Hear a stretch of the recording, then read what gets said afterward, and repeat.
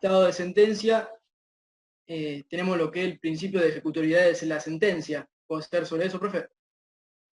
No, hay una derivación del principio de inocencia que entra a jugar al momento de resolver. ¿Cuál es? Una derivación del principio de inocencia. Puede ser el efecto suspensivo que tenga a la hora No, vos lo dijiste. No, pensalo, vos lo dijiste cuando estaba hablando de... del trato de inocente. Claro, el principio de inocencia deriva una serie de cuestiones. Vos dijiste el onus probandi. ¿Y qué pasa al momento de la sentencia? Hay una derivación muy específica. ¿Qué El tema de la requiere? ¿El juez certeza, qué requiere para condenar a una persona? que tenga certeza más allá de toda duda razonable. Y en Bien, caso de entonces, duda, la absolución. bien, ¿por qué? ¿Qué derivación o qué principio entra en juego ahí? El, En latín, siempre en latín lo dice. Es para ayudarte.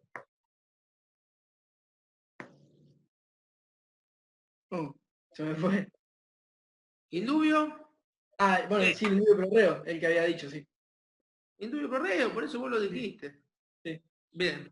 Agustín, vamos a pasarnos un poquito del tema. Vamos a una de las salidas alternativas que prevé el código. Ajá. Hay una muy concreta que me interesa, que vos me expliques un poco de qué se trata, que es el procedimiento abreviado. Contá un poquito qué consiste, qué crítica ha tenido este instituto, por qué algunos autores, digamos, critican el instituto. El procedimiento abreviado es aquel mediante el cual se llega a una sentencia mediando un acuerdo entre el fiscal, el defensor y el imputado sobre los hechos, sobre la calificación legal y sobre la pena. Las críticas que se le hicieron, sobre todo a Zaffaroni, es que es como que violenta lo que es el principio del juicio previo, porque es llegar a una sentencia sin un juicio. Sin embargo, creo que es Baclini el que afirma que es en sí un juicio porque tiene la parte de la acusación y el imputado está bien asesorado por parte del juez y tanto como su defensor. Sí, más que por el juez, ¿por quién va a estar bien asesorado? Por su defensor.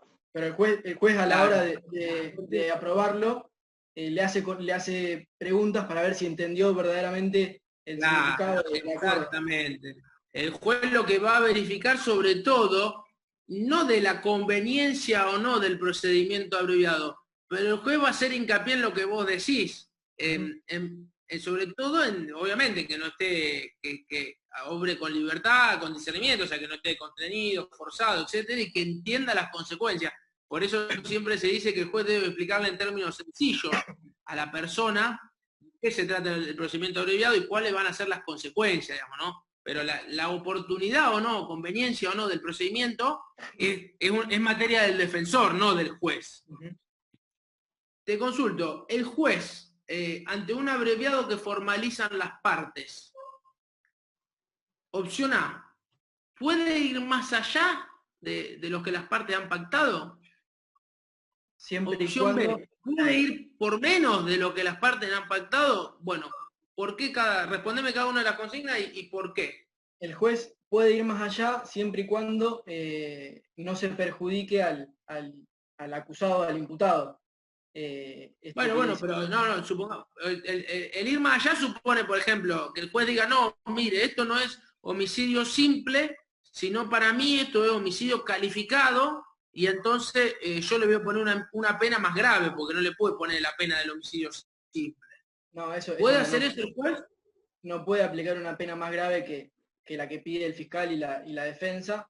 Sí puede poner atenuar esa pena o incluso absolver.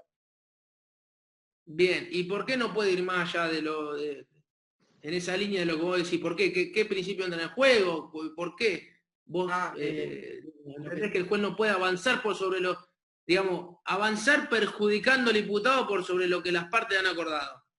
lo que es el principio de congruencia, ¿puede ser? O del tema de la contradicción, perdón, lo que tiene que ver con el sistema acusatorio y adversarial. Bien, por el acusatorio, por el principio del acusatorio. ¿Qué supone el acusatorio? Ese es bien el eje de la cuestión. ¿Qué supone justamente que el juez no puede ir más allá de lo que las partes le piden y de lo que el fiscal imputa o acusa? Y sobre todo, ¿por qué? Porque ¿qué pasa con el fiscal? ¿Quién es el fiscal? El fiscal es el que ostenta lo que es la acción penal. Tiene el poder de la acción penal. Bien. Exactamente. El fiscal es el que tiene a su cargo el ejercicio de la acción penal, ¿no? La política criminal, la política de persecución la tiene la fiscalía. Por eso decimos siempre en un sistema acusatorio adversarial una clara distinción de los roles de cada una de las partes, digamos, ¿no? Entonces, en este sentido, el juez no va a poder avanzar. Eventualmente puede rechazarlo el acuerdo, puede decir, mire, y dar los motivos y rechazar el acuerdo, pues no puede imponer una pena más gravosa. Y lo que sí decís vos puede ir por debajo, puede decir, no, mire, esto no es delito. Recientemente hubo un fallo, incluso en un procedimiento abreviado de acuerdo de parte en la provincia de Santa Fe, un juez santafesino, que por una cuestión de perspectiva de género, con la evidencia que le había llevado a la fiscalía, incluso con la voluntad del defensor y del imputado, lo absuelve, la absuelve a la imputada, digamos, con un hecho de perspectiva de género que salió incluso en los medios, muy interesante la cuestión. Bien, y hay otra crítica que viene del sistema norteamericano, del sistema anglosajón, el plea bargaining. ¿De qué trata la crítica esa al procedimiento abreviado? ¿Qué es lo que se dice? ¿Te acordás un poco que lo vimos en clase? Está en la ficha también. Tiene que ver con lo que el fiscal tiene amplia... tiene que ver con los criterios de oportunidad que no está arreglado. ¿Puede ser con eso? Más o menos, sí, puede estar vinculado. Hay algo muy puntual, que hay un autor norteamericano que siempre dice que los fiscales usan el procedimiento abreviado como un medio... ¿Te acordás?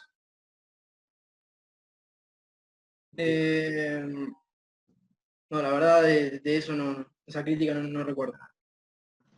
Un medio extorsivo, es decir, bueno, la fiscalía le dice, mire, firme esto porque si no, vamos a ir a juicio, le voy a pedir. Entonces claro, dice que el procedimiento abreviado es una herramienta, digamos, extorsiva, por así. Sí. Contame un poquito, y ya con esto yo ya termino y lo dejo mal. El artículo de la audiencia imputativa, ¿en qué consiste? ¿Qué es la audiencia imputativa? A ver. La audiencia imputativa es la cual el fiscal imputa lo que es los hechos al imputado para que pueda ejercer su derecho de defensa. Bien, muy bien. ¿Cómo se llama ese derecho de defensa en el momento de la audiencia imputativa? ¿Es para la defensa técnica? Sí, ¿O defensa material? ¿Cómo es? Tiene que ser real y efectiva la defensa. ¿Puede ser con eso? Sí, pero está bien lo que vos decís. El momento que se le da, ¿por qué hablamos de que ahí puede ejercer su defensa material el imputado? Porque el imputado puede declarar. Bien.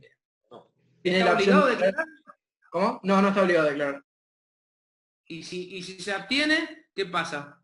Nada, no hay ninguna presunción en su contra, por más que no declare, por el hecho del estado de inocencia. Bien, no es como en materia civil, que si vos el silencio como manifestación de la voluntad, digamos, ¿no? Si no contestás la demanda, se tienen por cierto los dichos en la misma. Acá no, acá vos te podés obtener y eso no significa nada. Bien. Entonces, ¿qué le va a hacer saber el fiscal? El hecho. Y dos cosas más le va a hacer saber en la audiencia imputativa. ¿Cuáles son las otras dos cosas? Las evidencias que tiene. Bien. Y la calificación legal, ¿puede ser? Bien, la calificación legal. Bien. Omar, no sé, vos lo que quiera preguntarle.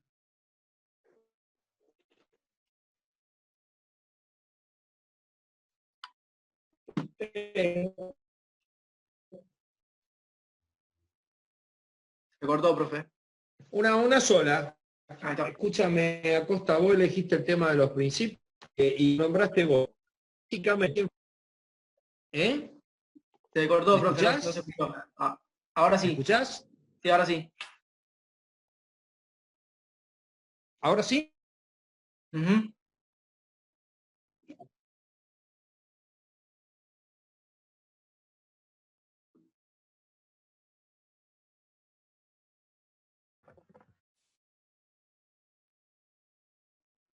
Se cortó, profe.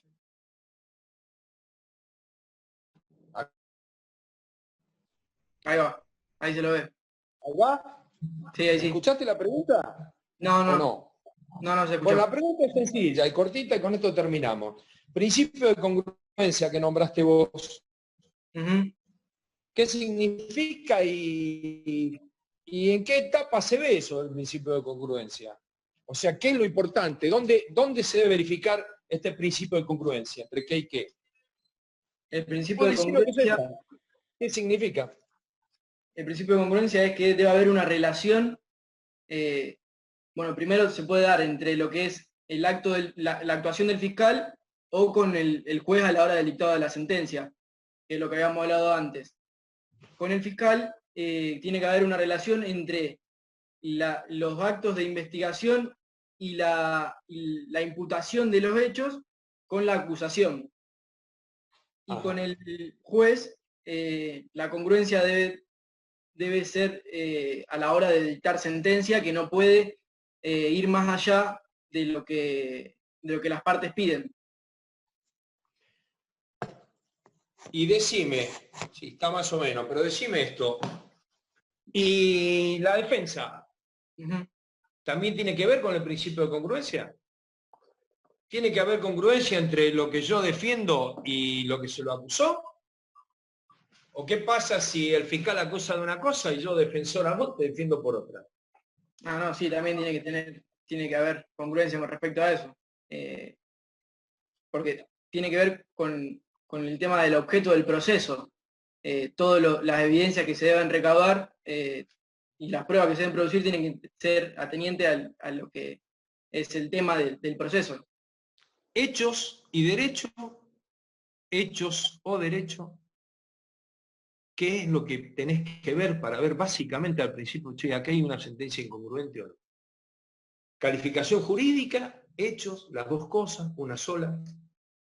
Sobre todo los hechos, pero también puede aplicarse lo que es el derecho, porque no puede condenarse por, por un homicidio doloso por uno culposo. Está un poco relacionado, no sé cómo explicarlo.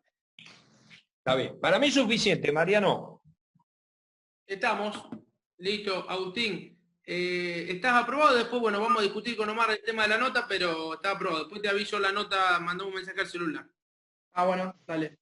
Omar, ¿te parece bien que al final discutimos las notas todas juntas? ¿Te parece bien?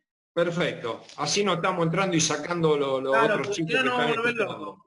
Salgo, Dale. profe. Y ya después Sí, ya está. me avisás Retírese. por WhatsApp. ¿Eh? Retírese. Nos vemos, gracias. Chao. Hasta luego. Bueno, ¿Quién ahora sigue, le toca Mariano? al Altamira, le toca. Lo tenés que hacer entrar ahora, ¿no? Sí. Tenés que ir a la sala de espera, que yo no sé cómo es. Para que tenemos... está Cuadrante acá, se nos coló Cuadrante. Sí, profe, disculpe, no quería interrumpir. No, habían empezado justo, entré a las 5 y ya habían arrancado, no sabía si no quería Vos interrumpir. tenés que rendir, Joaquín, ¿sí? Sí, sí. No escuché Bueno, cómo es el vamos. tema de la forma de examen, así que no. Bueno, escuchame, ¿preparaste algún tema? No ¿No preparé nada. preparaste? Bien. Bueno, vamos a empezar entonces hablando un poquito. Contame un poquito qué son los ¿Arranco yo entonces? principios. Sí, sí, sí. Perdón. ¿Qué son los principios de oportunidad? ¿De qué se tratan? Bueno, los principios de oportunidad son disposiciones en las cuales se le permite al fiscal prescindir de aplicar de hacer la persecución o de aplicar una pena. Sí. donde la principal finalidad de estos criterios de oportunidad es evitar que se colapse el sistema penal, el sistema procesal penal. Bien. ¿Cómo pueden ser los criterios de oportunidad? Y tenemos, por ejemplo, cuando la ley, el Código Penal o la ley nos permite prescindir de la aplicación, por ejemplo, en un desistimiento de la tentativa. También podría ser el caso de la insignificancia, el principio de insignificancia, digamos, por ahí no, un tipo que va a robar un caramelo a un kiosco no justifica iniciar la acción penal para condenar a un tipo que robó un caramelo, digamos, no tiene mucho interés social eso. Otro caso también se da... Bueno, sí, depende, bueno, pero... Después otro caso tenemos en los que se llaman no me sale el nombre. La pena natural, sí, pena natural. Que se trata de, por ejemplo, el actor penal a partir de una consecuencia en ocasión del hecho sufre un daño de tal magnitud que hace injustificable aplicar una pena. Por ejemplo, un tipo de un hombre que haciendo marcha atrás con el auto en un delito culposo mata al hijo, ya digamos, matar a tu hijo ya debe ser suficientemente una pena bastante fuerte como para aplicarla. Bien. Otro caso sería la pena en expectativa que se tiene cuando un tipo ya está cumpliendo una condena. Digamos, tiene una condena de 20 años y te acusan otro hecho que la máxima del hecho es 1 año, no va a tener concordancia, digamos. Todos estos casos que vos me estás contando son los previstos en el artículo 19 del Código y responden a una modalidad que nosotros llamamos lo que denominamos oportunidad reglada. ¿Qué supone la oportunidad reglada? Oportunidad reglada. Claro. Está dentro de los 7... No, lo hemos visto en la ficha. No me acuerdo del artículo 19. Claro, en estos casos la oportunidad reglada supone que los criterios, las pautas, para que el fiscal prescinda del ejercicio de la acción penal, están ex antes predispuestas en el código, ¿no? Entonces el código te dice en cuáles supuestos vos podés, y en base a ese número clausus, es decir, esos supuestos únicos que están en el código, el fiscal puede prescindir. Esto se opone a lo que sucede en otros sistemas. ¿Te acordás, por ejemplo, que hemos visto? ¿Qué pasa en el sistema norteamericano con los fiscales no es tabulado el sistema. Claro, ¿qué supone? ¿Qué tienen los fiscales allá? ¿Una amplia qué? Discrecional. No, amplia potestad, Está digamos. bien, hay discrecionalidad, exactamente.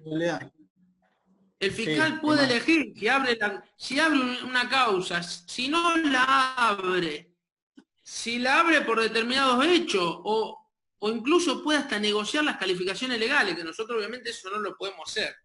No. Otra cuestión vinculada con los criterios de oportunidad. Sí.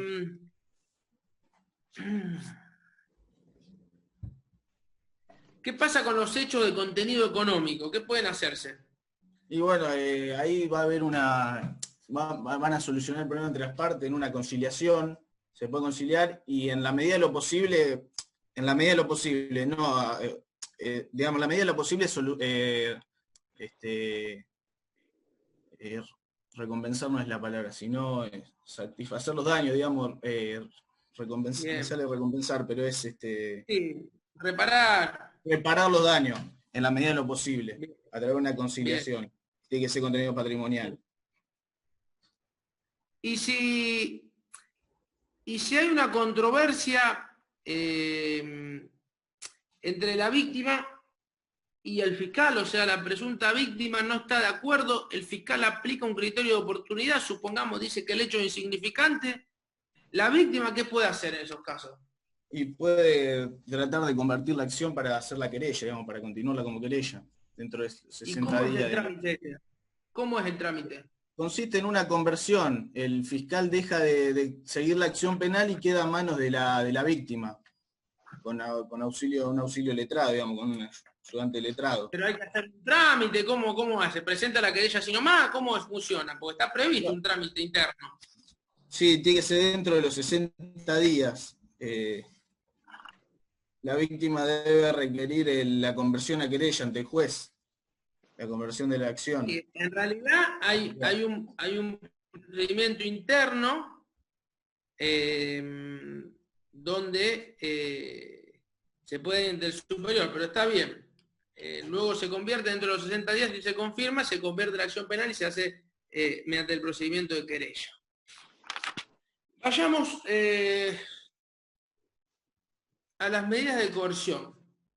Bien. ¿En qué etapa se van a aplicar las medidas de coerción normalmente? Las medidas de coerción en la etapa, la investigación penal preparatoria. En la IPP. ¿Y cuál es la más gravosa de las medidas de coerción? Y la detención. Déjame, ¿Esa es la más gravosa para vos? Estoy pensando en las otras. ¿La detención quién la ordena? Sí, la detención.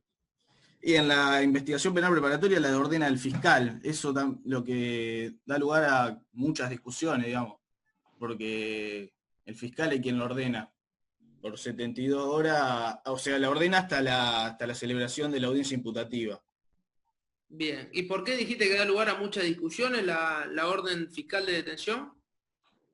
Y porque no es el juez el que la está ordenando, sino que le están dando una facultad al fiscal, que parecería que en un sistema acusatorio en el cual la libertad es la premisa, le está dando la autoridad a una persona que en teoría no es digamos, como muchos plantean que es un abuso por parte del fiscal.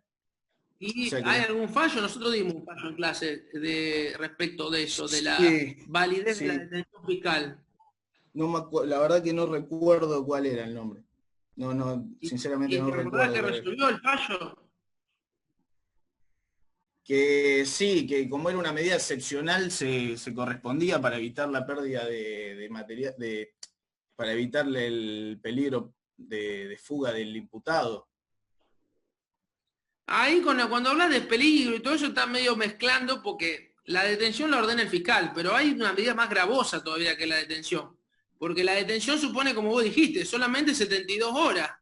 Y sin embargo, hay personas que están años, digamos, privadas de su libertad. Sí, la prisión preventiva, pero... Entonces, ¿cuál es la más gravosa de las medidas cautelares?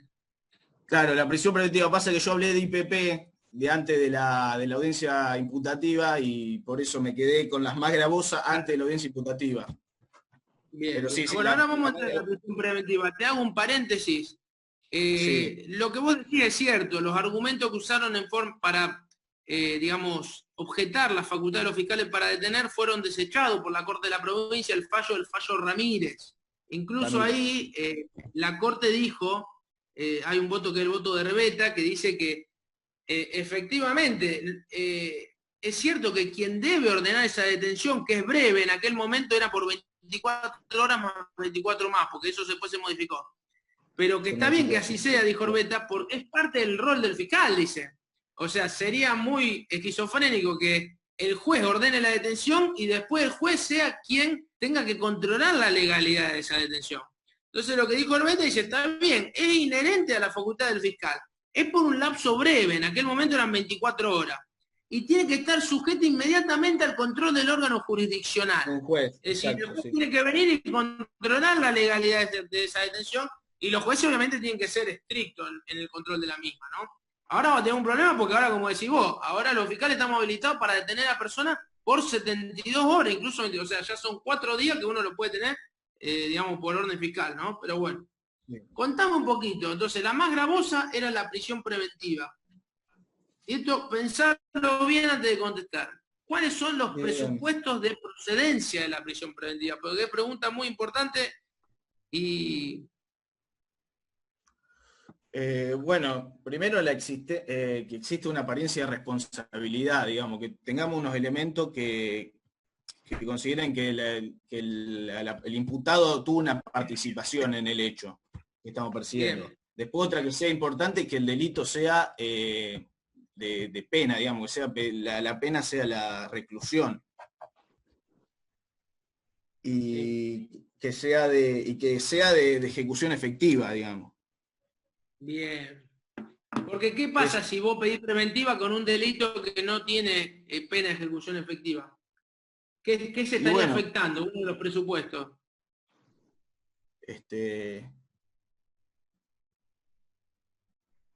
Sí, ¿cómo? Disculpe, la pregunta... Claro, vos me dijiste a mí que primero me dijiste tiene que haber probabilidad, ¿no? Apariencia de responsabilidad. Segundo, una pena de cumplimiento efectivo, lo cual está bien.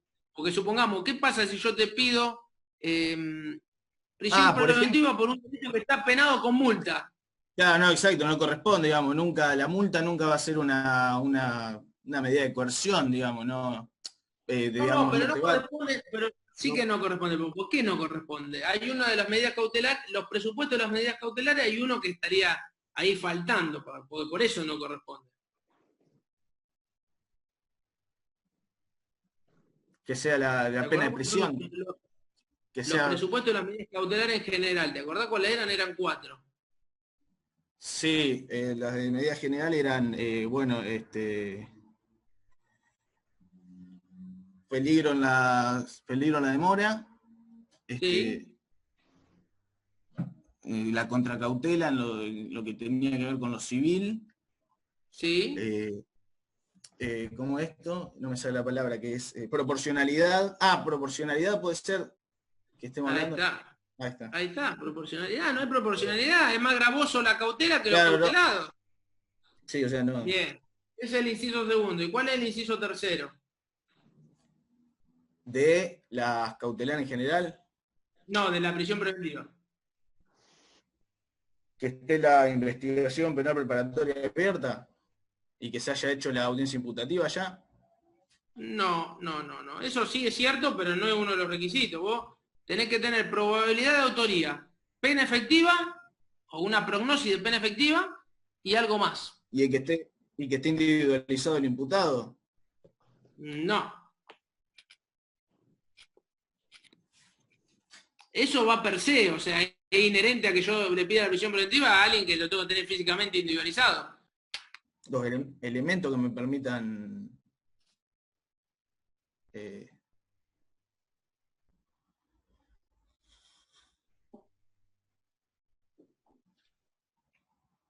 pedido de parte. Es a pedido de parte, pero te falta siempre uno más, muy importante.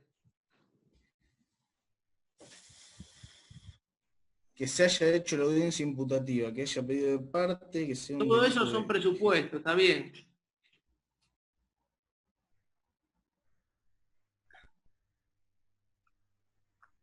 La defensa te va a decir que tiene arraigo, la defensa te va a decir que te deja el pasaporte, la defensa te va a decir que va a venir a firmar a la oficina de gestión judicial una vez por semana, la defensa te va a decir que no se va a acercar al domicilio de los testigos. ¿Qué estamos hablando?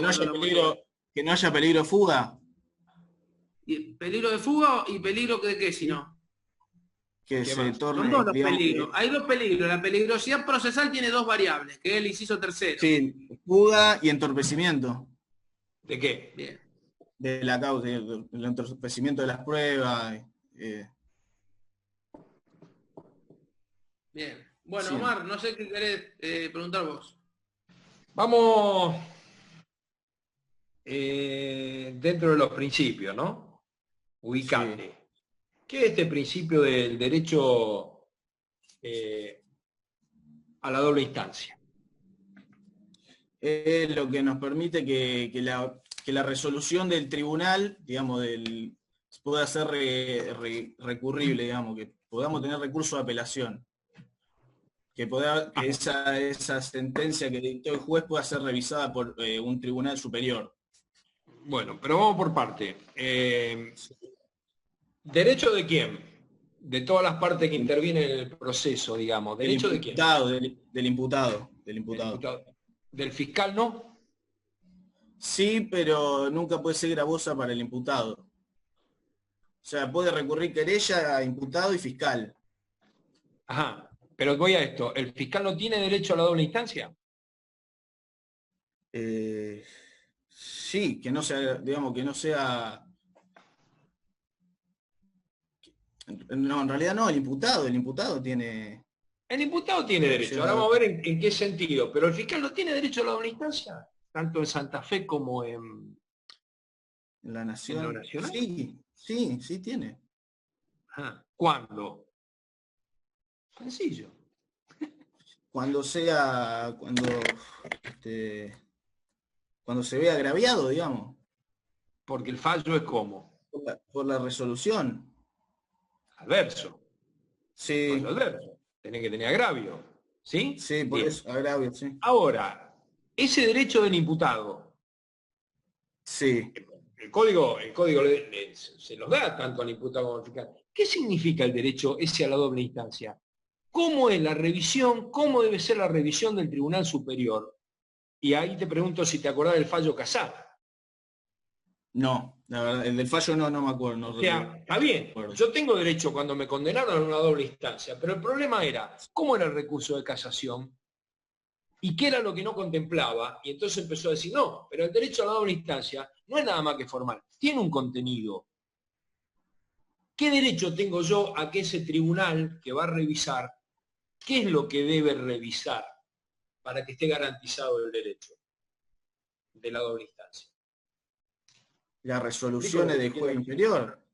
La resolución del juez inferior, ¿en qué aspecto? ¿Cuáles son los aspectos básicos de una resolución?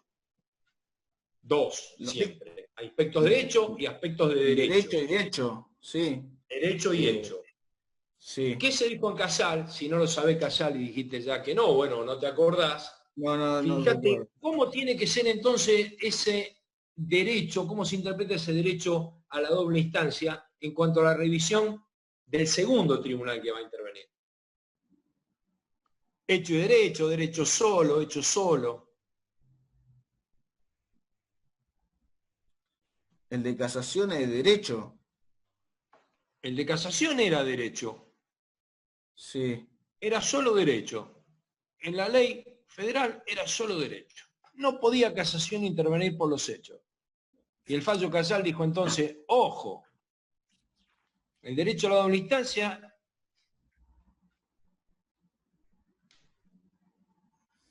También se puede revisar los hechos. claro, ahí está el derecho a la doble instancia. Se deben de A las revisar. dos cosas.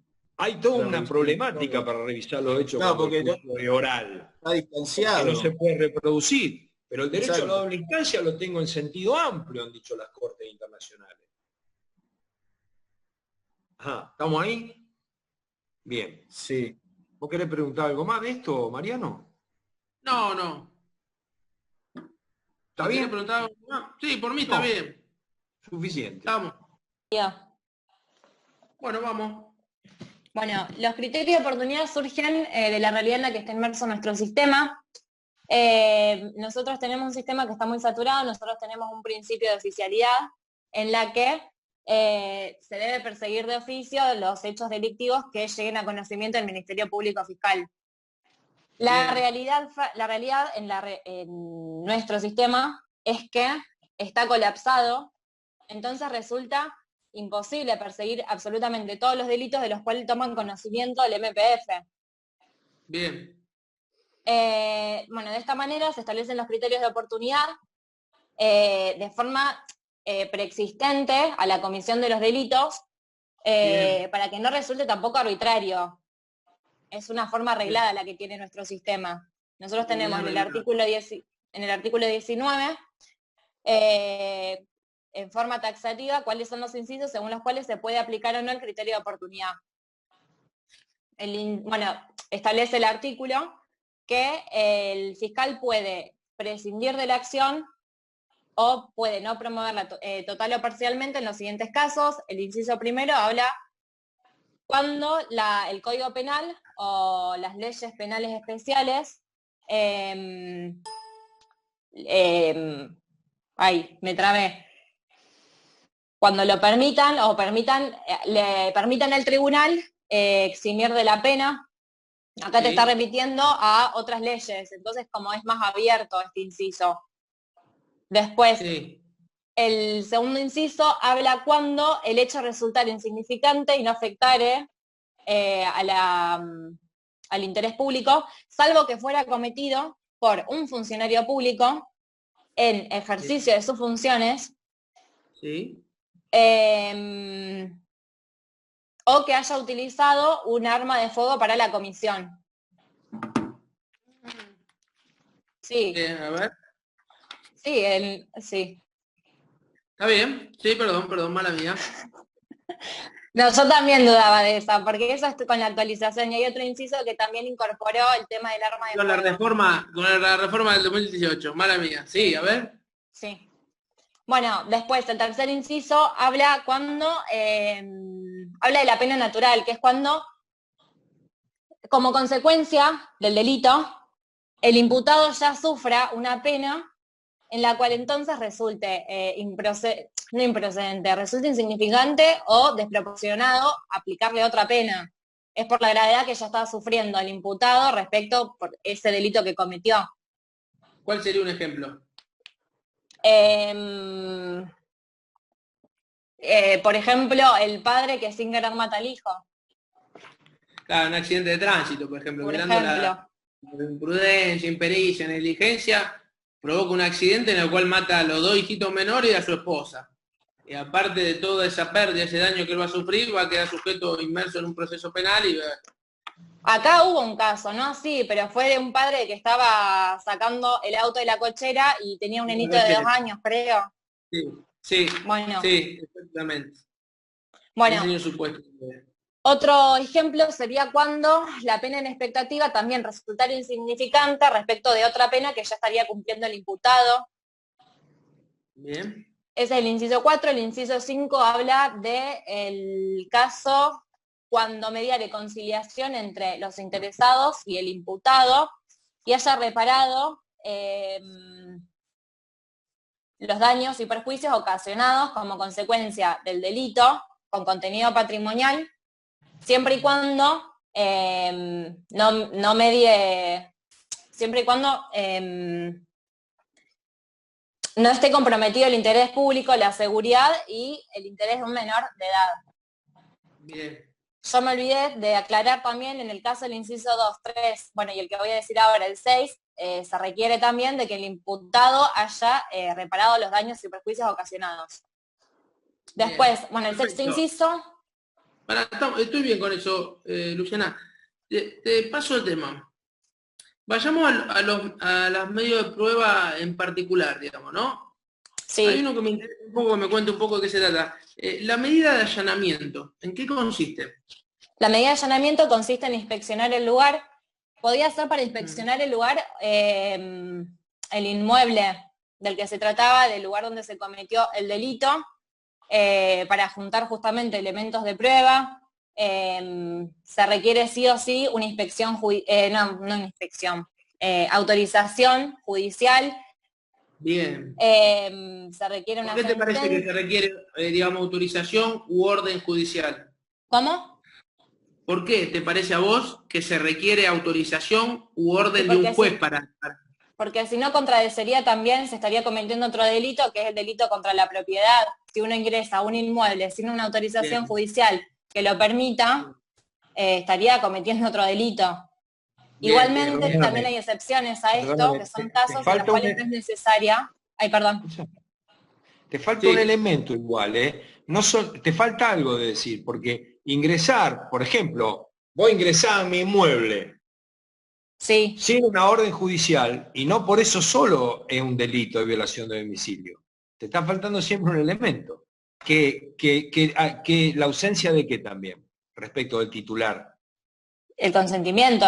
Claro, ahí está. Sí. Las dos cosas, porque yo te puedo decir, sí, pasá, listo. Si bueno, hay consentimiento, no hay violación al principio. Claro, si te dispensa el dueño de la casa... Sí, perdón, me salté esa parte. Te interrumpí, dale, seguí.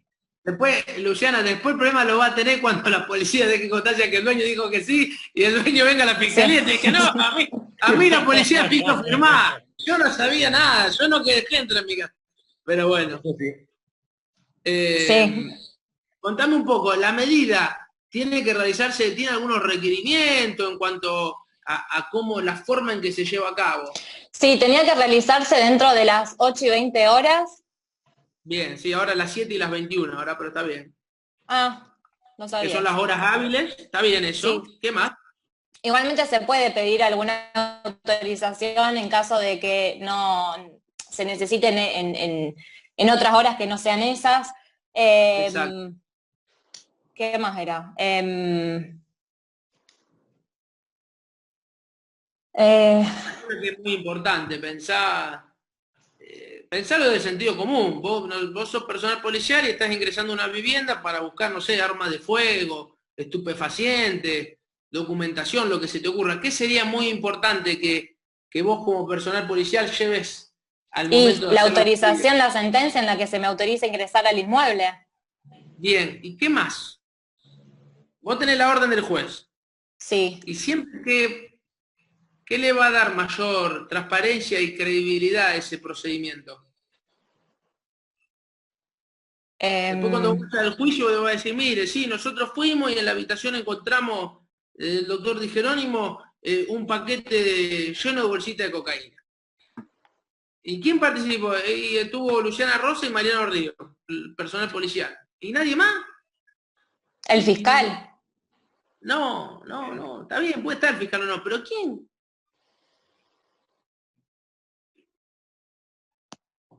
¿El juez? No, alguien que no es parte del proceso en sentido estricto, que no tiene... ¿Qué va a llevar la policía siempre? Para que hagan devedores del hecho. ¿Testigos? No testigos. Ah. No testigos. Entonces se controla la situación y después ingresan con los testigos y van haciendo todo el procedimiento de los testigos. Ah, sí.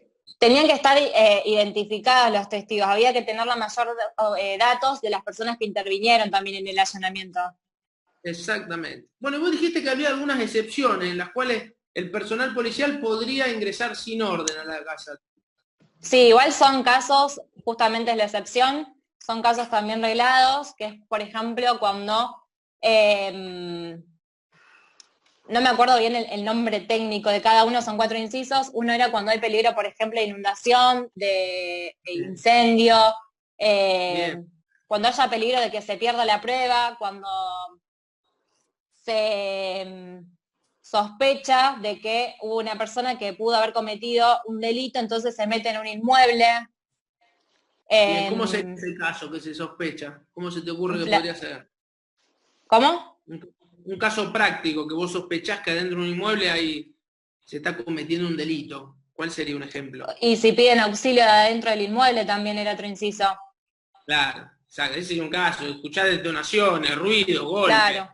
La policía obviamente no va a llamar al fiscal, no, ingresa. Hay otro supuesto que es muy claro. ¿Qué pasa si vos venís caminando por la calle,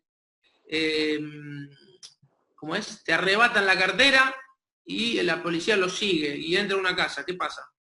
No, ahí también está justificado. Ese era el que yo me refería antes. El que claro. Ese justamente cuando se sospecha que una persona cometió un delito y se mete en un inmueble, ahí también va a estar exceptuado la... Más que se sospecha la persecución. Sí, la persecución. La persecución. Bien. Luciana, ¿qué pasa con la denuncia anónima? ¿Es válida, la denuncia... no es válida? No, no es válida. Tiene que estar sí o sí... No es válida porque tendría que ver con... Se tiene que identificar quién es la persona que denuncia, porque se corre el riesgo que si no sea una denuncia falsa. Está bien, eso sí. Sobre todo, está bien lo que vos decís. La denuncia, uno de los presupuestos es que tienen que figurar los datos de la persona que la hace. Sobre todo, ¿por qué?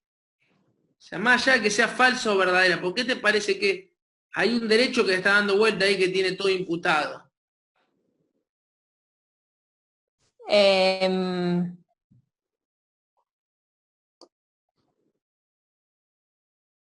Es muy práctico pensarlo.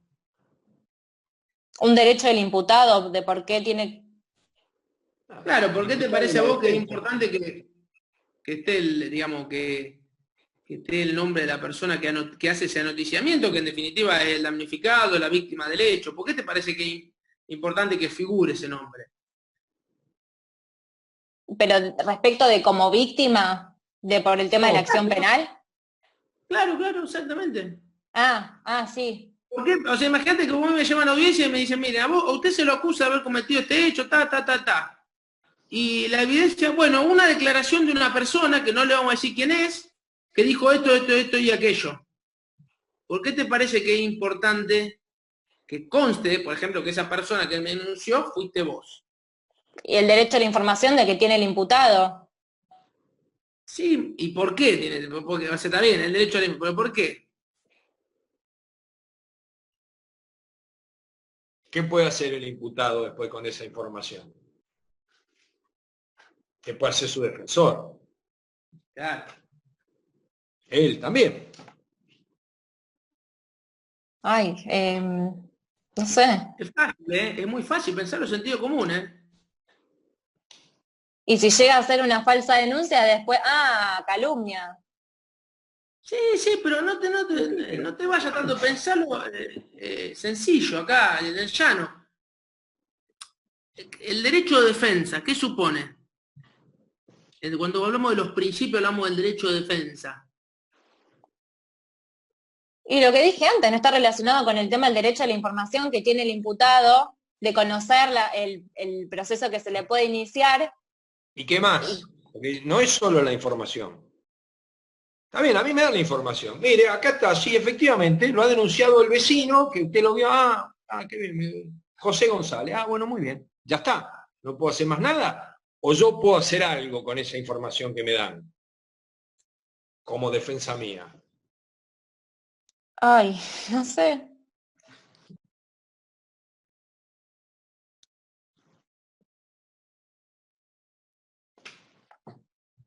Es sencillo, como te dice Mariano, es de sentido común. Em, En un juicio, ¿vos qué harías? Es decir, bueno, ya arranca mañana el debate. ¿Vos qué vas a querer hacer con la persona que te denunció y por la cual estás sentada en el banquillo de los acusados? Ay, no sé por dónde viene. Controlar la prueba de cargo, vos tenés derecho a controlar la prueba. Contraexaminar al testigo, por eso necesitas saber quién es. Pero si no sabes quién es, ¿cómo te defendés? Mire, me acusan de esto, pero y no sé quién, que venga acá, ¿de dónde me conoce? ¿Qué pasó? ¿Qué es lo que vio? ¿Dónde estaba ese día que...?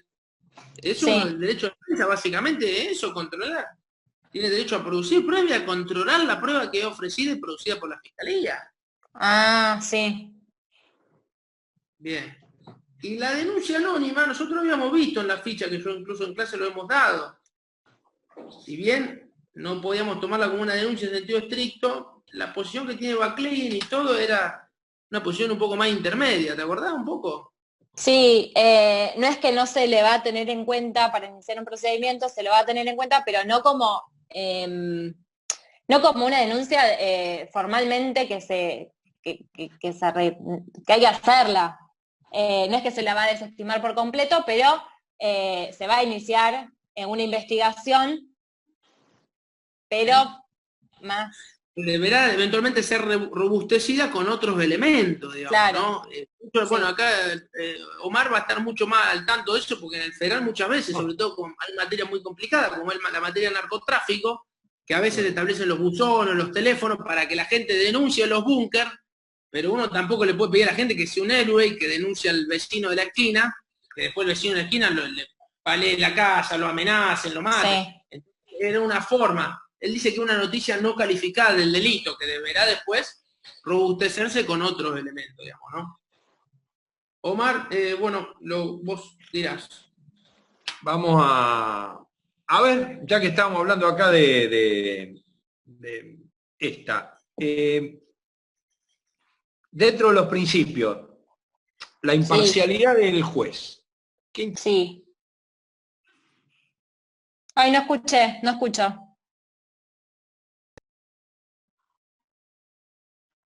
¿Me repite? La imparcialidad del órgano jurisdiccional. Con respecto a la imparcialidad del... Sí. Perdón, seguía la pregunta. Eso sí, dale.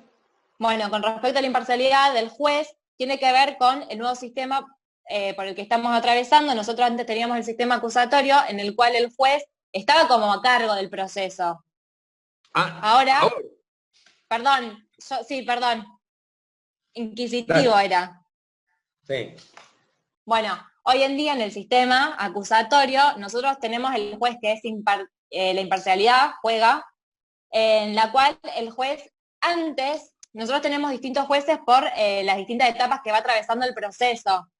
Entonces, la imparcialidad del juez tiene que ver con que no puede tener conocimiento, él no está a cargo de la dirección del proceso. Hoy en día la dirección del proceso está a cargo, no la dirección del proceso, sino que la investigación y la recolección de pruebas y demás está a cargo del fiscal. El juez aparece como un tercero, la cual no tiene noticiamiento de toda la investigación que se viene haciendo y por eso es imparcial. ¿Y qué significa que un juez sea imparcial? Que una persona sea imparcial. Y que es ajena al proceso. O sea, no va a tener además, como un no va a tener está, como viste que se habla de imparcialidad, que no sea parte, sí. E imparcialidad. Pero están bastante relacionados igual. Sí, pero no basta con que yo sea, a ver, no es suficiente con que yo no sea parte del proceso. Puedo no ser parte del proceso y no ser imparcial. ¿Qué significa imparcial? Y que no tenga justamente eso de si el juez llega a tener un poco de conocimiento de la investigación del juicio, es como que puede hacer un prejuzgamiento, si se quisiera. Sí, está bien, y ese es el principio que se aplica, pero yo te pregunto más genéricamente, un juez puede no tener ningún conocimiento y tampoco ser imparcial. ¿Qué significa ser imparcial? Ya no para cualquier persona. ¿Qué es una persona imparcial? Referida a un juicio. Y una persona ajena al juicio. No basta con eso.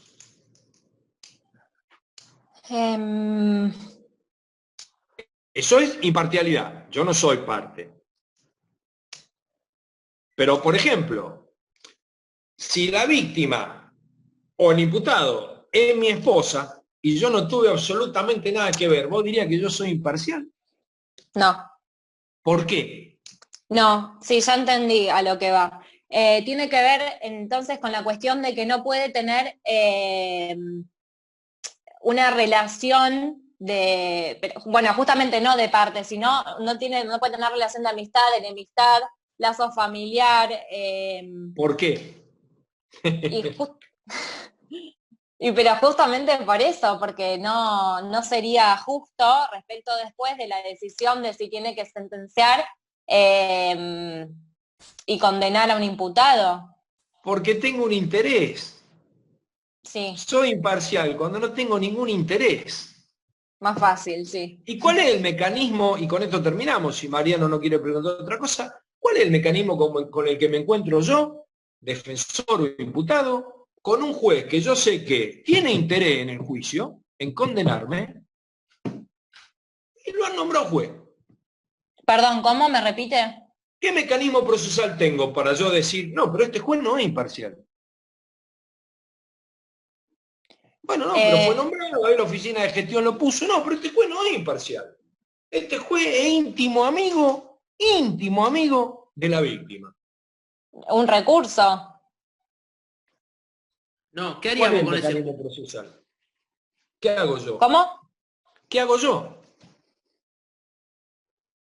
¿Qué presento? ¿Cuál es el medio, el remedio procesal por el cual yo digo, ¿Una mire, queja? ¿a quién?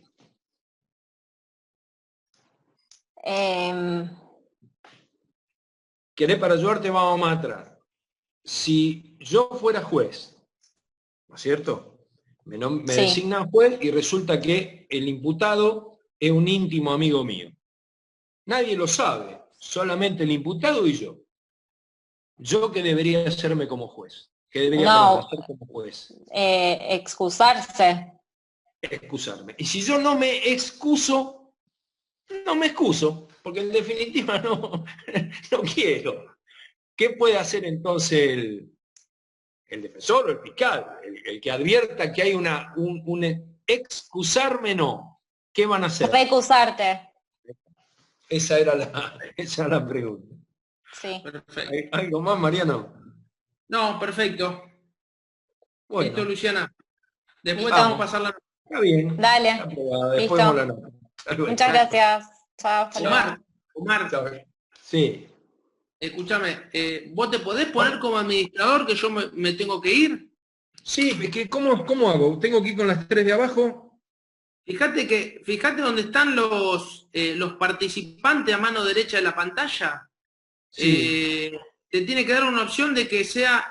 No, pero ya estoy ahí, ¿eh? Estoy arriba. ¿Vos sos anfitrión? ¿Vos tenés anfitrión? Estamos, sí, estamos los dos, me parece, ¿eh? Ah, pues yo no te veo como anfitrión. Bueno, fíjate si podés... Tenés, Porque arriba está Federico Villegas, Agustín Scanzi y Patricio Scanzi. Habría que admitir a uno... Cuando yo me pongo en los 3 puntitos, no me sale otra vez el de anfitrión, ¿eh? ¿Entendés? A ver yo. Me salgo, dice yo, después dice Mariano Río anfitrión. Los dos con celeste. Hacer coanfitrión, a ver. Haceme coanfitrión. Dale, ¿vos podés? Sí, ahora voy a probar, a ver, me parece que puedo. Probá. Usted es coanfitrión ahora. Ahí está. Escúchame, Mariano. Yo sigo con los que estén. Pasame la lista de quiénes son, que yo llegué empezado. Son Federico Villegas, sí. Agustín Scanzi y Patricio Scanzi. Agustín y Patricio. Escúchame. Bueno, después hablamos por las notas. Yo no puedo cerrar esto. Primero que mandar las notas. ¿Cómo es todo esto? No, las notas las mandamos después por coso, o sea, me parece, va por mail. Ah, no hay problema. Bien. No, la mandamos por la planilla que nos mandaron, o sea, ahí quedaste solamente como anfitrión vos. Tenés que hacerlo ingresar a los otros chicos y le tomás. ¿Puede ser? ¿Cómo lo hace ingresar? Fíjate, te aparecen arriba, a la de mano derecha están los participantes. Fíjate abajo. Que... ¿Lo ves a mano derecha? Ahí sí, tienen que aparecer algunos que digan admitir de nuevo. Los Scanzi. Sí, ahí está. ¿Lo viste? Sí, ahí está. Admití a uno y le tomás. ¿Algún orden para estos chicos? No. Y no, está Agustín, Patricio y después Federico Villegas. Bueno, listo, ahora lo voy a hacer entrar a Agustín. Gracias, dale, Omar, un abrazo. Y termina antes, si no después yo te mando las notas, ¿sabes? Dale, un abrazo. Dale. Un abrazo, chao.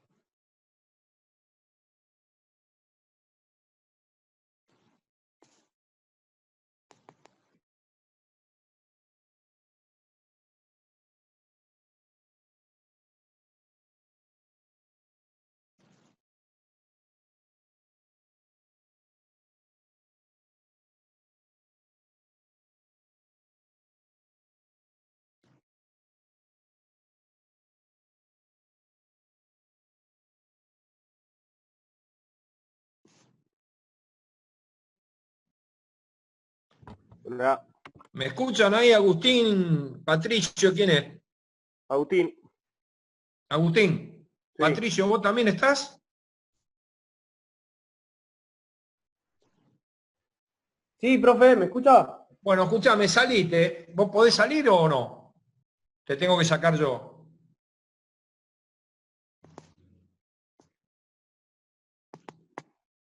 Espérame, ¿eh?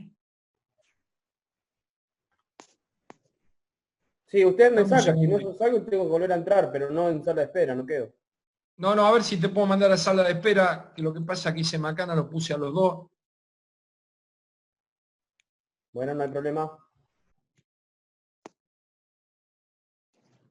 Bueno, ¿ustedes qué son, hermanos? Sí. Bueno, ¿no tienen problema de escucharse uno al otro? No, no. Bueno, ¿quién quiere empezar? Empiezo yo si quiere. Agustín, dale. ¿Preparaste algo? No. Preguntamos la modalidad, pero nos dijeron que había que preparar temas. No, si querías sí, si no, no. Te hago la primera pregunta. ¿Vos fuiste alumno mío o sos del año pasado? No, fui alumno de usted. Ajá. Sí, viste que con este lío de todo virtual, a mí me cuesta siempre saber quiénes son, imagínate virtual, que no le veo ni las caras con este telefonito. A mí me vino bueno, de 10, estoy rindiendo acostado, porque estoy operado y no me puedo sentar, así que me vino de 10. Bueno, no le voy a preguntar de qué está operado, dejémoslo así, que hay gente escuchando, ¿vio? Bueno, vamos a empezar por los principios, ya que pregunté los principios constitucionales. Bueno, principio relativo al procedimiento. Juicio previo. tenemos el juicio previo, que es el que nos dice que ninguna persona puede ser condenada sin un juicio previo fundado en ley anterior al hecho cometido. Esto nos lleva a que yo no puedo condenar a alguien, digamos, tengo que realizar todo el proceso para condenar a alguien y este proceso tiene que estar fundamentado en la ley. Después tenemos el principio de... no me los acuerdo en orden. A ver, principio de inocencia. Te voy preguntando yo, dale. El principio de inocencia es el que me dice que yo dejo de ser, digamos, el estado de inocente deja de ser con una pena obligatoria firme, con una sentencia obligatoria firme, que hasta ese momento no lo puedo ser tratado como culpable, sino que va a ser tratado como inocente, y este tiene algunas derivaciones, como puede ser el indubio pro reo, que es aquel en el cual el juez al momento de dictar alguna resolución tiene que estar a favor del imputado. ¿Qué? ¿Está mal? ¿Ve? No. ¿Cómo? Hay fundamentalmente un tipo de resolución donde el indubio pro reo juega sí o sí. En la sentencia. ¿En qué sentencia? En la sentencia, fondo, en la sentencia, claro. Sentencia. Porque vos dijiste en la resolución, no en cualquier resolución, en la sentencia. Perfecto. Sigamos. Bueno, el onus probandi, que es el... ¿Qué es esto del onus probandi? Como... Hay un micrófono abierto, profe. Me hace un poco de interferencia. Ahí está. El onus probandi es lo que dice que el imputado no debe, digamos, que la prueba está a cargo del fiscal, que es el que tiene que romper con el concepto de inocente del imputado. Bien, te voy a llevar un cachito más adelante. Vale. Siempre relativo al procedimiento. Sí. Principio de congruencia. ¿Qué significa eso? El principio de congruencia significa que el hecho por el cual se me va a imputar, el hecho por el cual se me va a acusar, el hecho por el cual yo determino para que no me salga la palabra, digamos, por el... Vamos despacito. Dijiste imputar, bien. Por el que se me va a acusar, bien. Por el cual yo voy a formular la prueba.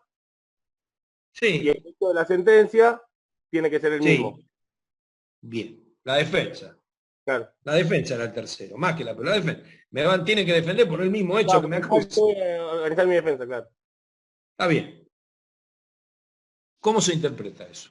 ¿El hecho es solamente el hecho? Porque el derecho, además de hechos, el proceso, además de hechos, tiene derecho. Sí. La calificación legal. Sí. ¿También está dentro del principio de congruencia?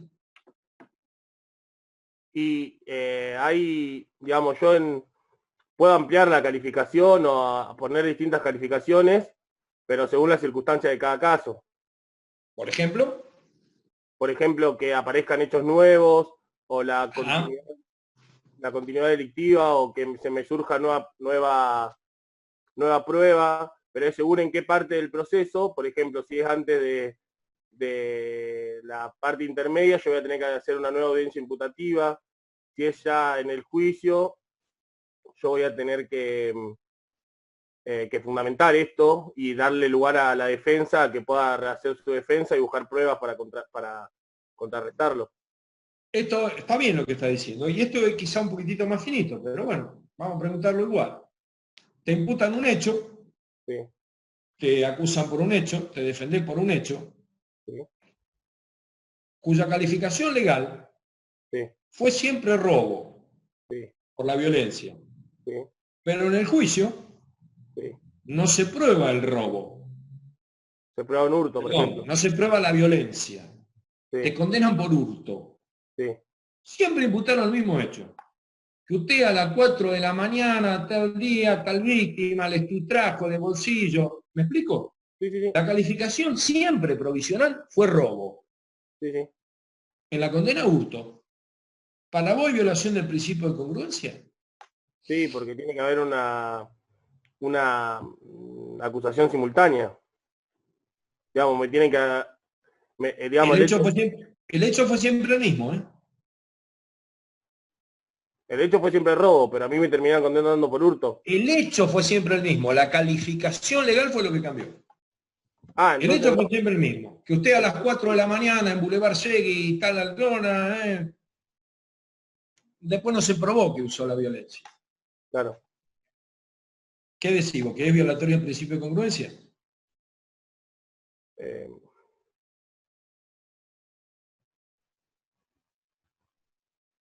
Y no. No. No. Ahora bien, pensarlo así, el robo es más grave que el hurto. Sí. O sea, en definitiva a mí me condenan por algo menor. Más leve. Sí, sí. Si fuera al revés, si en todo momento fue hurto, y me condenan por robo. Y después aparece el uso de la violencia. Lo Ahí condenamos sí. por robo, porque en realidad le pegó 5 trompadas para sacarle la billetera. Ahí sí.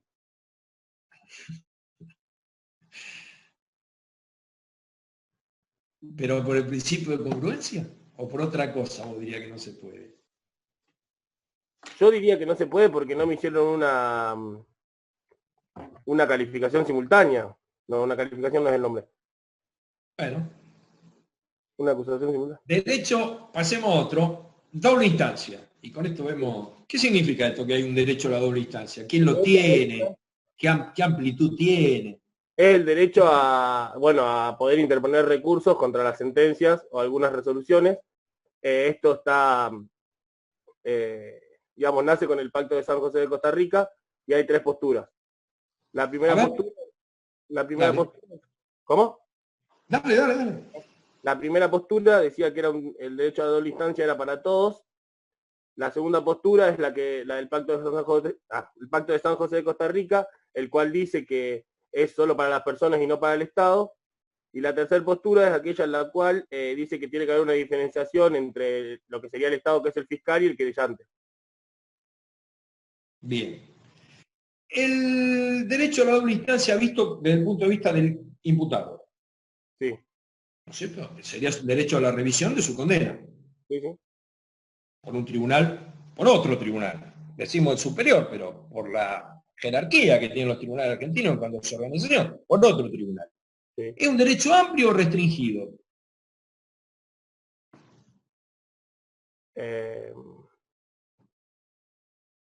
Digo por si te acordás del fallo Casal. ¿Y qué pasó con el recurso de casación? No lo tengo presente el fallo. Aunque no tengas presente el fallo, el derecho ¿qué te parece a vos? ¿Ampara solamente cuestiones de derecho o el imputado tiene derecho a que se revise toda la prueba y el hecho? No, sí, el imputado es amplio en cuanto al imputado. Ajá, hecho y prueba. Sí. Bien. Eso dice Casal.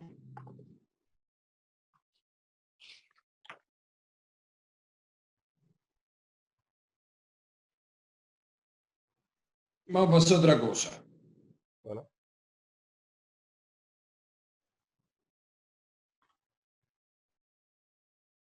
Va bien, ¿eh? Así que te voy a preguntar difícil. La prueba, ¿qué es esto de la prueba ilegalmente obtenida? La prueba ilegalmente obtenida es aquella que viola alguna garantía constitucional para obtenerla y por la cual no puede ser aceptada en el proceso. De esto deriva ¿Está bien? Sí, sí. La teoría del fruto de la manzana venenosa, o puede ser también el fruto del árbol venenoso, o puede ser, esto quiere decir que toda la prueba que se obtenga mediante la misma vía va a ser toda ilegal, y también si no podemos para que no sea la palabra, podemos tener una vía distinta por la cual nosotros podemos decir que la prueba se obtuvo por esta otra vía y no va a estar afectada con la ilegalidad que nos da el fruto del árbol venenoso. Fíjate, el programa de esto que decís vos dice así, la fuente independiente. Fuente independiente, ahí está, no sabía la palabra. Sí. ¿Qué significa eso? Y la fuente independiente es que yo tengo dos fuentes distintas de las cuales me va a derivar la prueba, y yo una prueba que se crea que está viciada por esto del fruto del árbol venenoso, puede ser que haya venido por la otra, por una fuente distinta y me sea admitida como prueba en el proceso.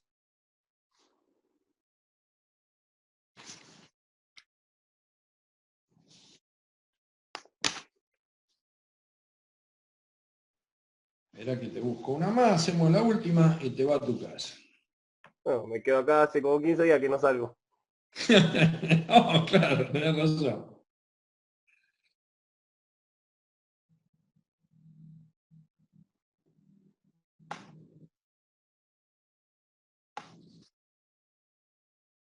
Alternativas procedimentales. De esta no hablaron. ¿Qué es la suspensión del juicio a prueba?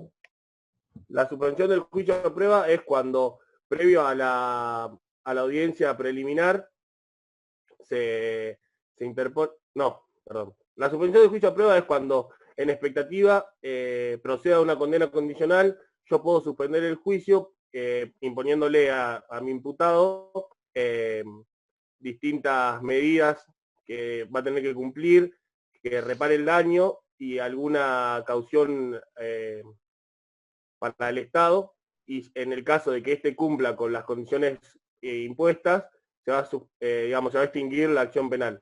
Esto puede ser, el tiempo es entre 2 y 4 años, según el hecho al que estemos persiguiendo.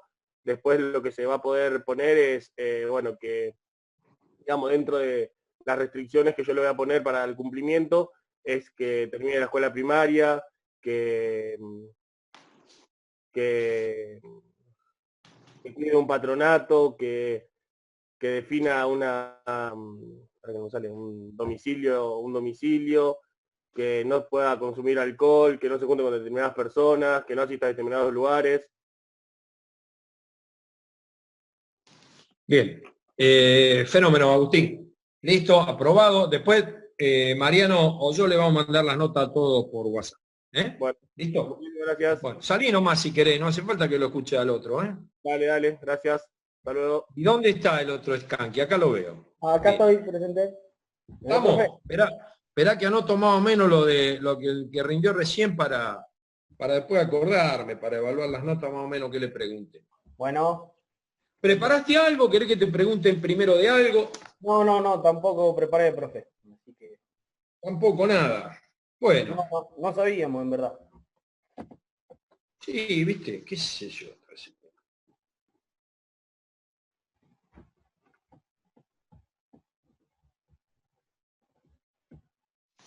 A ver, explícame esto. Sí. Unidad 1.b. La acción procesal penal. Yo sé que acá no lo preguntan. ¿Qué es eso? La acción procesal penal es aquella acción que está ejercida por el fiscal, en el cual va a llevar adelante todo el proceso penal. ¿Cómo? ¿Y qué consiste? Si vos me lo tuvieras que explicar a mí, que soy un alumno que recién voy a entrar a la facultad, che, vos estudiás Derecho, hablan de la acción procesal, ¿qué es eso? Consiste... ¿Qué pretende el fiscal con eso? En la acción del que el fiscal pueda llevar adelante todo el proceso, todo lo que él es el que iniciará a través de una denuncia o de un conocimiento, un conocimiento de oficio, de una investigación, podrá iniciar una investigación en el cual, siguiendo por las diferentes etapas del proceso, se podrá llegar a lograr una sentencia. Eso tendrá... Suponemos que alguien cometió un delito, ¿no? Sí. ¿Y por qué el programa acá me distingue promovible de oficio, que sería lo que me dijiste vos, el fiscal, dependiente de instancia privada o privado? Bueno, porque los dependientes de instancia privada son aquellos delitos privados que el que debe instar esta acción es la propia víctima que fue afectada. No es que se pueda hacer una denuncia como es, por ejemplo, en la de oficio. Bien. ¿Y una vez que instó? Bueno, ahí sí queda en manos del fiscal, o podrá constituirse como un querellante. Sí, ¿no? ¿Recordás alguno de esos delitos? Sí, puede ser Son las excepciones, ¿no? La mayoría son siempre de oficio. Pero ¿recordás alguno de esos delitos? Donde de violencia doméstica, uh-huh. de algún derecho en contra derecho algún derecho que me afecte mi intimidad, que me causen a mí, ¿no? Que yo no quiero que se conozca en público. Con alguna, la violación, algunos delitos contra la honestidad, honestidad, como se decía antes, sí, contra el... Bueno, pero también dice acá privado. ¿Hay algunos que son de ejercicio puramente privado? Porque esta es dependencia de instancia privada. Vos me dijiste, mire, no, yo quiero que denuncien. A mí me violaron, pero yo quiero que denuncien. Yo quiero que investiguen. Listo, ya está, ya insté. Sí. Después va al fiscal y yo sí quiero como querellante. Sí. ¿Hay delitos, hay acciones que son privadas, donde hay solamente querellante? No. ¿No?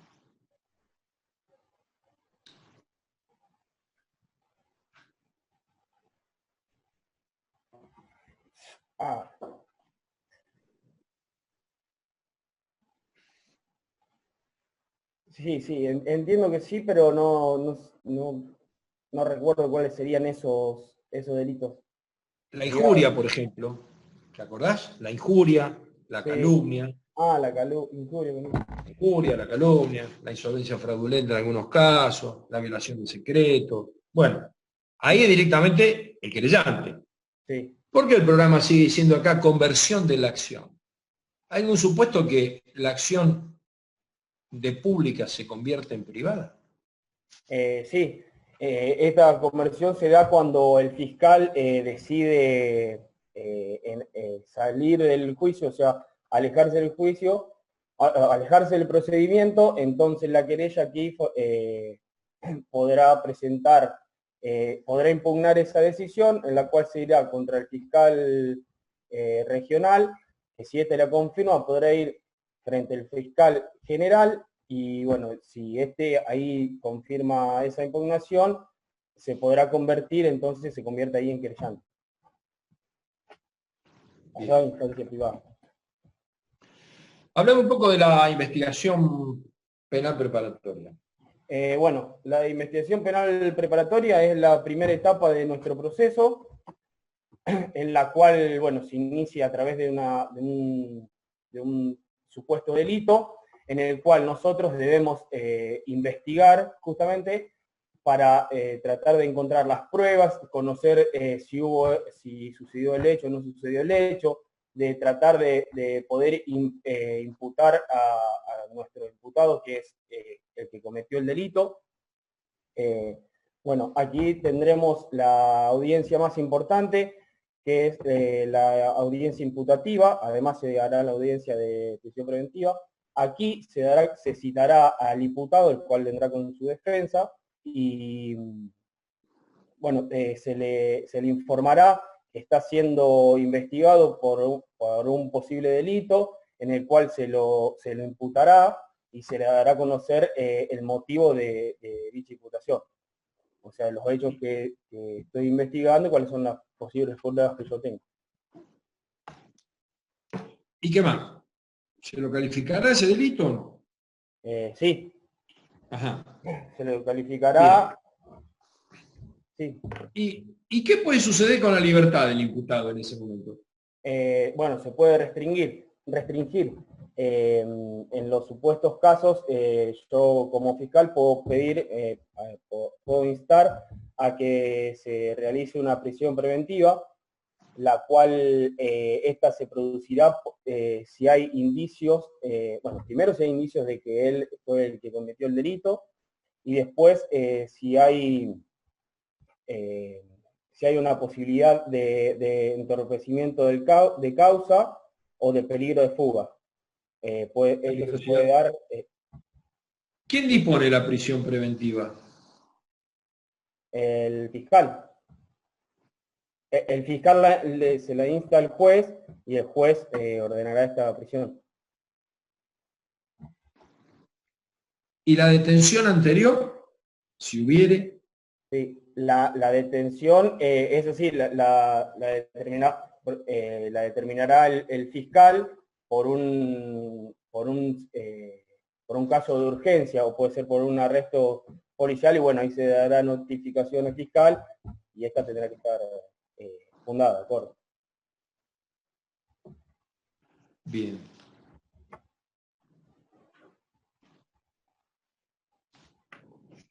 Decime, vamos al tema de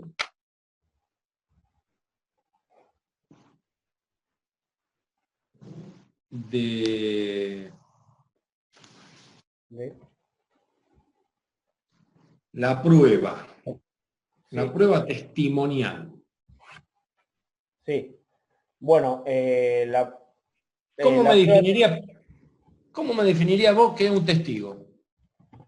Bueno, yo definiría como testigo a toda persona que interviene en el juicio, que nosotros solicitamos que ingresen en el juicio, porque ha tenido un conocimiento del delito que estamos enjuiciando, que puede llegar a haber tenido conocimiento por verlo sí, por estar en el lugar del delito, por conocer el delito, por conocer a las personas, al imputado que lo realizó, por haber oído lo que sucedió. No sé, paso por afuera de una casa y escucho que que me están pidiendo auxilio, por ejemplo, y bueno, ahí yo hago la denuncia y después testificaré lo que escuché. O sea, alguien que tomó conocimiento de un hecho a través de su sentido. Claro, sí, sí. Bien. Y puede ser testigo, el testigo de oídas, o sea, aquel que no vio, no olió, no escuchó, no tocó, pero le contaron. No. No creo que pueda hacerlo porque él no tuvo conocimiento con sus propios sentidos, entonces no pudo valorar. Yo estoy escuchando el testigo de otro. Yo puedo hacer una valoración, pero esa valoración la tiene que hacer el juez en el momento del... Bueno, pero ahí me está diciendo dos cosas distintas. Una cosa que no puede ser testigo y otra cosa que tiene una valoración distinta. Bueno, por eso, claro, no puede ser testigo porque esa valoración, o sea, él no tiene conocimiento propio, sino bueno, no tiene conocimiento propio, sino que está haciendo una valoración de lo que lo dicen. Y entonces vos lo declaré inadmisible el testigo. Sí. Yo no estoy de acuerdo. Después tiene una valoración distinta, pero puede declarar un testigo de oída. Inclusive puede declarar a favor. Los famosos testigos de concepto. Mire, la verdad, yo no estaba ese día, pero para mí es inadmisible que este muchacho haga esto porque lo conozco desde chico, veo toda su conducta, estuve siempre con él, es imposible que lo haya hecho. Bueno, no sé, después veremos qué valor le damos, pero por supuesto que puede haber testigo de oída, porque también utilizó su sentido para escuchar. Por lo que escuchó, o por conocerlo, o por anterioridad, digamos, no por el hecho. Sí, decime, ¿puede introducirse una declaración testimonial a través de la lectura en el momento del juicio propiamente dicho?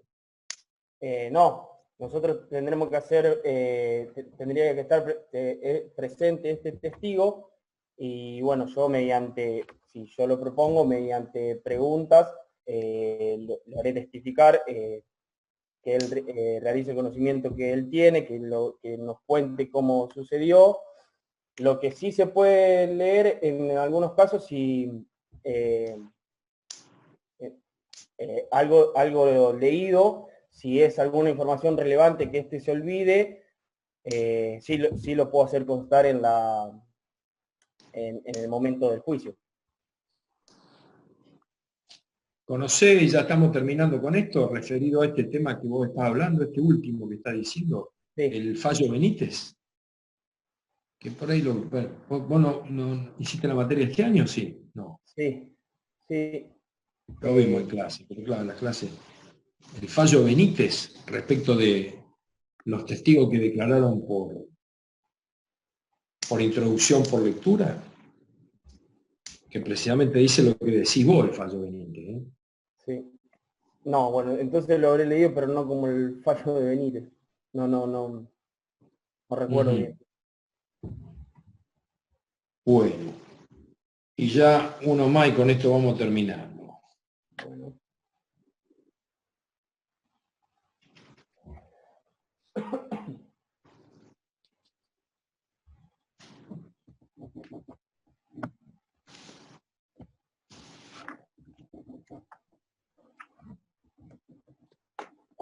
¿Qué significa el principio este que acá lo escriben en latín? Siempre dice prohibición o no, reformatio imperius.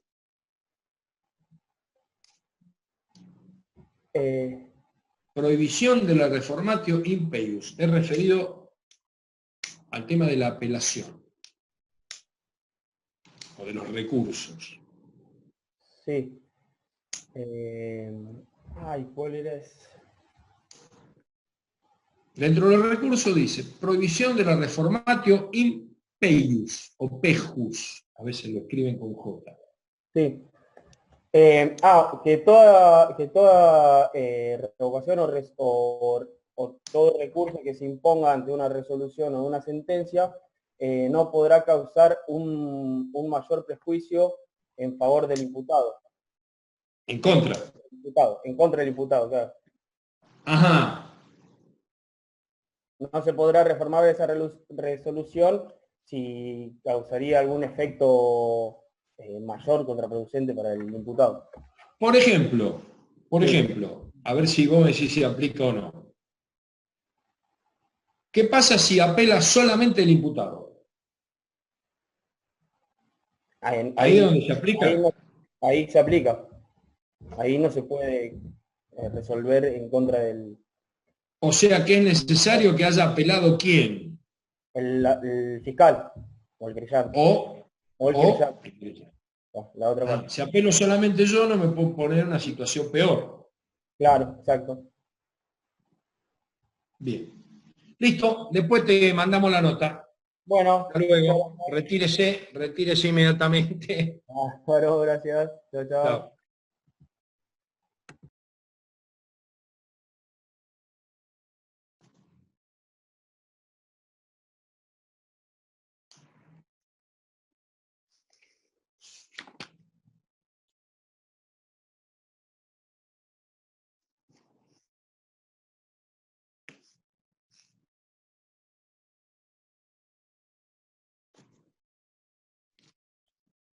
Villegas.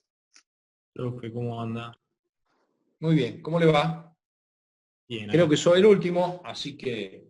No hay más. Estamos tranquilos. ¿Está cansado? Y este contexto, posta que no es para hablar ahora, pero nos pegó, no sé, no se ahogó, pero a mí la salud mental me afectó un poco, pero bueno, ya después si querés hablamos tranquilo. Y yo vengo afectado, así que por ahí no puedo usar como ejemplo, pero bueno, qué sé yo, no, está bueno, para hablar en otro momento está bueno. Bueno, ¿preparaste algún tema? Sí, preparé más que nada el tema, viste, de los principios, como una introducción. Bueno, empezá. Bueno, los principios... Te voy a anotar acá, así para las notas, después empezar tranquilo que yo te estoy escuchando. Dale. Los principios básicamente y garantías procesales nos van a servir como guías no taxativas para corroborar la labor interpretativa del legislador, la labor del legislador y la labor interpretativa de los jueces, y en lo que hacen los principios son progresivos, no son taxativos como dije, y lo que hace es limitar el poder punitivo del Estado. Estos principios nacen en la Constitución, en el artículo 18 y 23 de la Constitución, y también se agregan los tratados internacionales de derechos humanos, que se agregaron también. También forman parte de un bloque constitucional de afectación y de repercusión directa que lo tenemos como muy importante, y por ende hay principios que van a ser más importantes para la víctima y algunos para el acusado. Para la víctima, lo que se espera es que no se haga un uso arbitrario que tenga o sea, que se tutele una tutela judicial efectiva, y para el acusado, que no se haga un uso arbitrario de la justicia. Y yo pensé que un buen principio para compartir un poco era el principio de inocencia, como uno de los principios para mí más importantes. Y bueno, basado en que la inocencia jurídico que goza toda persona, y que para tratar a alguien como culpable, necesitamos una sentencia que lo declare. Y esa sentencia, bueno, tiene que estar firme, y mientras tanto no esté esa sentencia, esa persona tiene que ser tratada de una manera normal, o sea, como lo que es, y con un trato, y ahí aparecen otros principios, que es el indubio pro reo, que es un principio que cuando en caso de duda se tiene que fallar a favor del imputado. Aparece otro principio, el onus probandi, que habla que la carga de la prueba la va a tener el fiscal siempre, o sea, quien va a probar, que va a ser en definitiva lo que va a condenar, porque la prueba es la que condena, va a ser el fiscal. Nunca el imputado o el acusado va a tener que probar, no tiene necesidad. Y después, otro principio también importante en cuanto al principio de inocencia es este trato, un trato digno, y esto de las medidas a veces de coerción que se utilizan, como por ejemplo la prisión preventiva, o sea, como que la libertad siempre es lo normal, y la excepción es restringir esa libertad en pos de asegurar, porque hay una peligrosidad, un peligro de fuga o un peligro en la peligrosidad procesal, o sea, un peligro en que el imputado pueda destruir prueba, bueno, todo lo que implica, y frente a eso se tienen estas medidas que tenemos. Y nada, lo importante también es que la prueba nos sirve como garantía. Vamos a seguir con otro principio entonces, ya que estamos viendo esto, que es este principio de la inviolabilidad del domicilio. ¿Y cuáles son las excepciones? Sí, el principio de la inviolabilidad del domicilio es que nadie puede entrar a tu domicilio sin vos el consentimiento expreso por parte de quien tiene la autoridad. Y por ejemplo, acá se ve el caso del allanamiento, en donde vos para ingresar a la morada tenés que sí o sí pedir o sea, el fiscal va a tener que pedir una autorización al juez que la disponga, siempre y cuando esa autorización va a tener que decir el día, la hora, el objeto de ese allanamiento, y bueno, excepto que, bueno, tiene que ser en un determinado momento, y excepto que, bueno, por circunstancias del caso, no se necesite una autorización del juez porque la gravedad de la situación, porque no sé, se está prendiendo fuego, porque hay un incendio, porque hay una persona que hay está ciertos supuestos, sí. A ver, algunos, de la situación, otros incendio, más. inundación, cuando hay una persona que está pidiendo socorro, auxilio, y se escucha, se puede también. Y nada, el consentimiento tiene que ser siempre expreso, no puede ser nunca tácito. Siempre tiene que ser Bien, expreso. yo te hago una pregunta. Esta inviolabilidad del domicilio y este principio, la excepción que es la solicitud de una orden de allanamiento, el ingreso con una orden de allanamiento judicial, ¿se extiende también a los edificios públicos? ¿O es solo para las moradas particulares? No, para los edificios públicos se puede entrar sin allanamiento. Y si una persona vive en un vehículo, por ejemplo, en un automóvil, para requisar automóviles, ¿hay que solicitar orden de allanamiento? No, para requisar automóvil no, necesitamos, para la requisa necesitamos pruebas indiciarias, se le dicen, que es como cuando uno tiene indicios por la lógica, por la costumbre de la actividad y puede detectar que esa persona cometió o tiene algo que puede ser parte de objeto de un delito. Te vamos a hacer pensar un poco. Vos me dijiste que yo puedo ingresar por ejemplo, acá a mi domicilio, si yo que soy el titular autorizo que ingrese. ¿Sí? Suponete que queremos allanar la habitación de un hotel donde vive un fulano. Por lo que sea, porque ahí estamos buscando algún elemento probatorio que tiene que ver con algún delito. ¿Sí? ¿Basta para que ingresemos con el consentimiento del dueño del hotel? No. ¿Por qué? Seguramente necesitaremos una autorización judicial. ¿Por qué? Y porque como te digo, uno puede vulnerar este principio cuando yo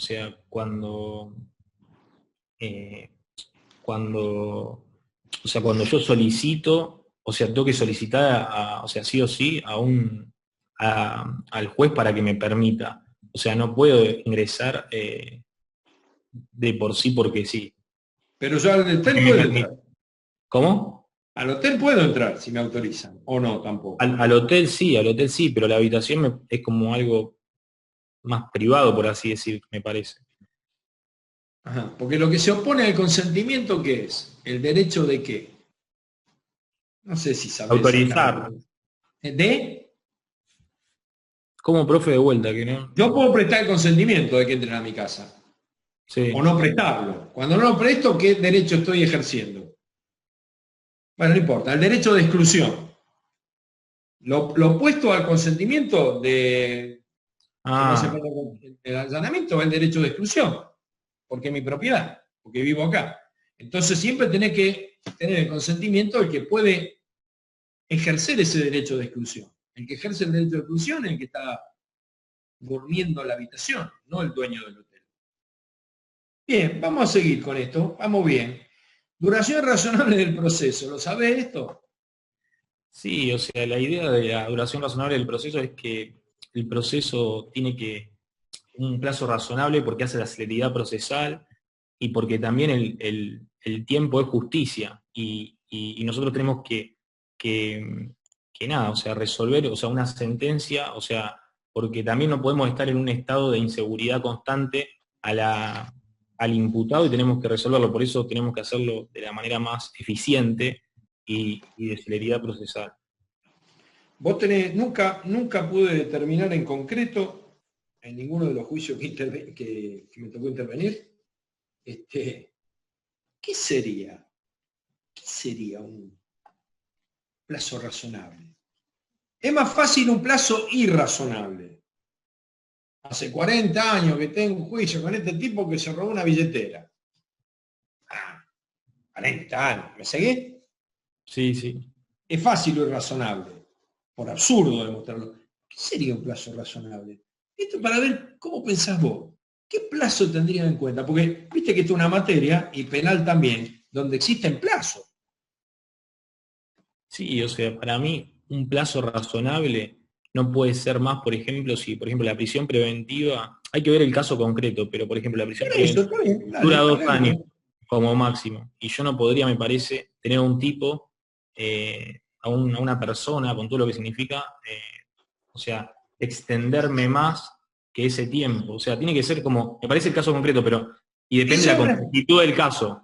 Pero una aplicación del plazo razonable fue eso. Pero eso es plazo razonable de la detención, digamos, de la prisión preventiva. se presume que el plazo razonable en el juicio entonces sería un poco más, porque la persona está en libertad.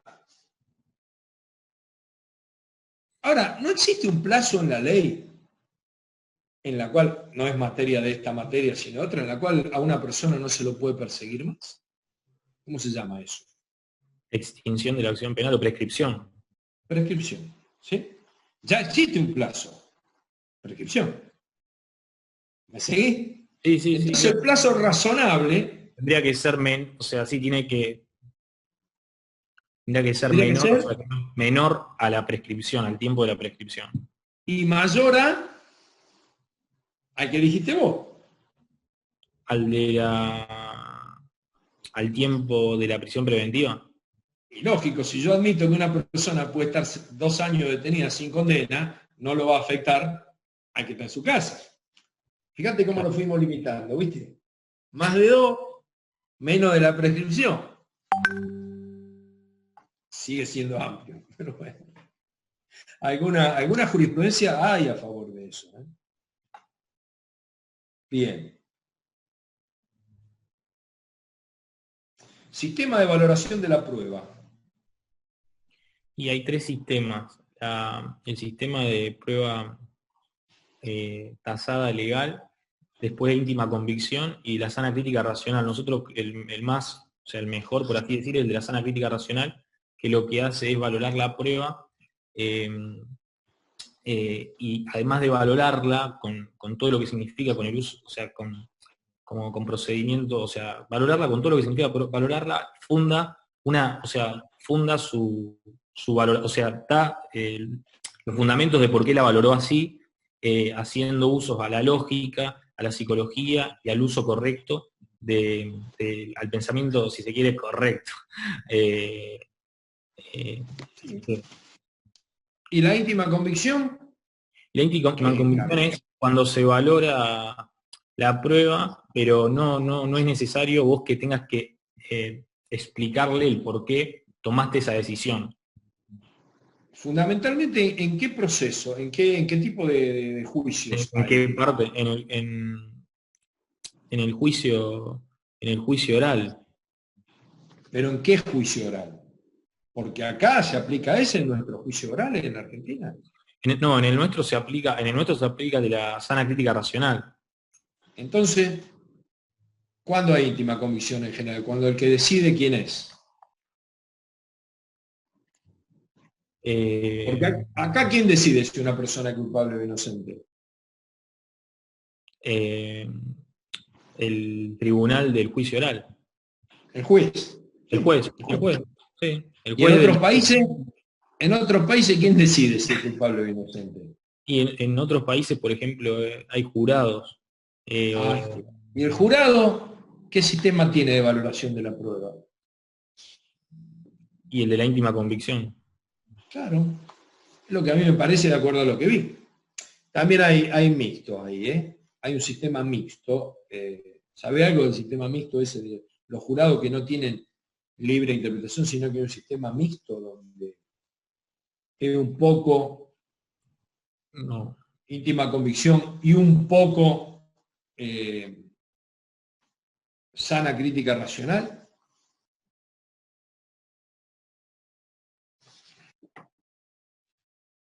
Bueno, hemos terminado, está bien, después te vamos a mandar la nota y nos veremos en alguna otra oportunidad. ¿Usted cómo anda? Bien, todo bien. Ahora voy a tratar de ver si puedo salir de esto y después comunicarme con Mariano para que llene el acta y lo mande. Bueno, fenómeno, está aprobado, listo, nos estamos viendo, hasta luego. Sí, ¿Hay alguien más acá que me esté escuchando como